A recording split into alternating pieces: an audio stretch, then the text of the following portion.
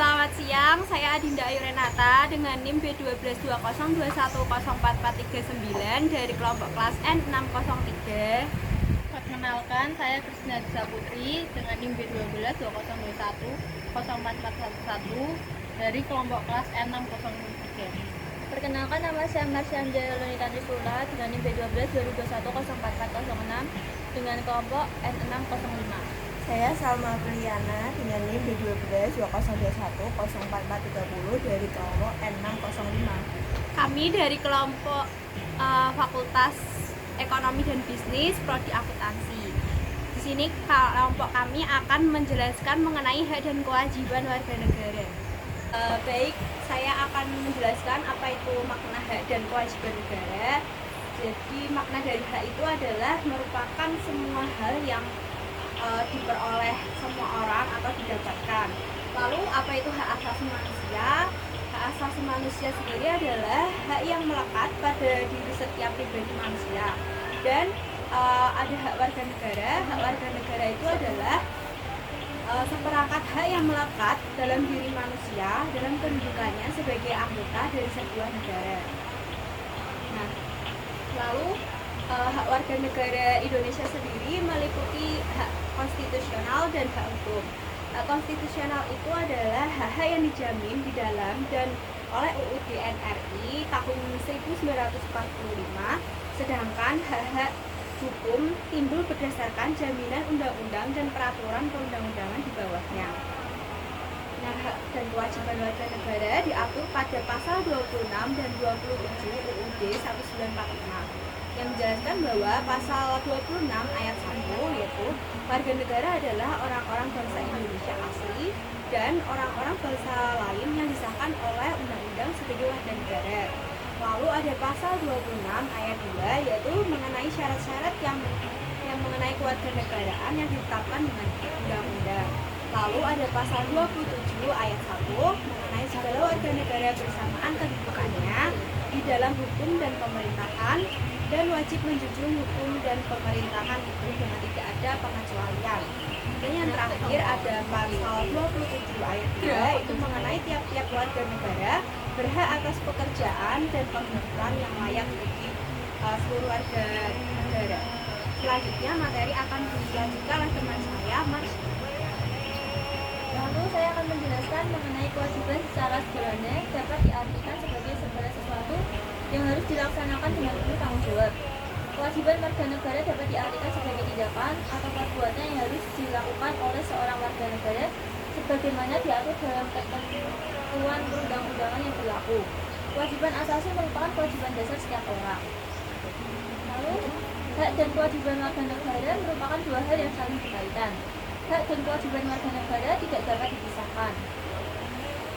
Lalu asas kewarganegaraan satu terdapat sini kelahiran, yaitu pertama ius soli, yaitu tempat kelahiran. Ius merupakan hukum, dalil, pedoman, soli, forum, atau negeri. Pedoman kewarganegaraan yang berdasarkan tempat atau daerah kelahiran. Kedua, ius sanguinis merupakan keturunan darah. Sanguinis merupakan darah. Pedoman kewarganegaraan berdasarkan daerah atau turunan. Selanjutnya, saya akan menjelaskan tentang asas kewarganegaraan. Sisi perkawinan. Yang pertama, asas kesatuan hukum didasarkan pada paradigma suami istri ataupun ikatan keluarga merupakan inti masyarakat yang meniscayakan suasana sejahtera, sehat dan tidak terpecah. Dalam menyelenggarakan kehidupan bermasyarakatnya, ikatan keluarga yang baik perlu mencerminkan adanya suatu kesatuan yang bulat. Yang kedua, ada asas persamaan derajat. Suatu perkawinan tidak menyebabkan perubahan status kewarganegaraan masing-masing pihak, baik suami ataupun istri tetap kewarganegaraannya asalnya. Lalu ada unsur-unsur penentu kewarganegaraan. Yang pertama ada unsur darah keturunan atau ius sanguinis. Kewarganegaraan dari orang tua yang menentukan kewarganegaraan seseorang. Artinya, kalau orang dilahirkan dari orang tua yang ber-WN Indonesia, maka dengan sendirinya si anak WN Indonesia. Yang kedua, ada unsur daerah tempat kelahiran atau ius soli. Daerah tempat seorang dilahirkan yang menentukan kewarganegaraannya. Artinya, kalau dilahirkan di dalam daerah hukum Indonesia, maka dengan sendirinya menjadi WN Indonesia.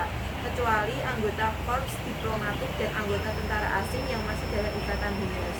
Yang ketiga ada unsur kewarganegaraan atau naturalisasi. Syarat dan prosedur kewarganegaraan ini di berbagai negara dapat berbeda menurut kebutuhan yang dipengaruhi oleh kondisi dan situasi negara masing-masing. Lalu ada kewarganegaraan ini ada yang aktif dan ada yang pasif. Selanjutnya ada unsur-unsur penentu kewarganegaraan 2. Yang pertama ada unsur kewarganegaraan atau naturalisasi yang berisi kewarganegaraan ini ada yang aktif dan ada yang pasif. Kewarganegaraan ini ada yang aktif. Isinya seseorang dapat menggunakan hak opsi untuk memilih atau mengajukan kehendak menjadi WN dari suatu negara. Kedua, kewarganegaraan ini ada yang pasif. Yang isinya seseorang yang tidak mau diwarganegarakan oleh suatu negara atau tidak mau diberi atau dijadikan WN suatu negara. Maka yang bersangkutan dapat menggunakan hak repudiasi atau hak untuk menolak pemberian kewarganegaraan. Kemudian ada unsur penentu kewarganegaraan 3. Yang pertama, problem status kewarganegaraan. Penduduk yang bukan berstatus WN di suatu negara dikenal dengan apatride, multipatride. Apatride adalah istilah untuk seseorang yang tidak mempunyai status kewarganegaraan.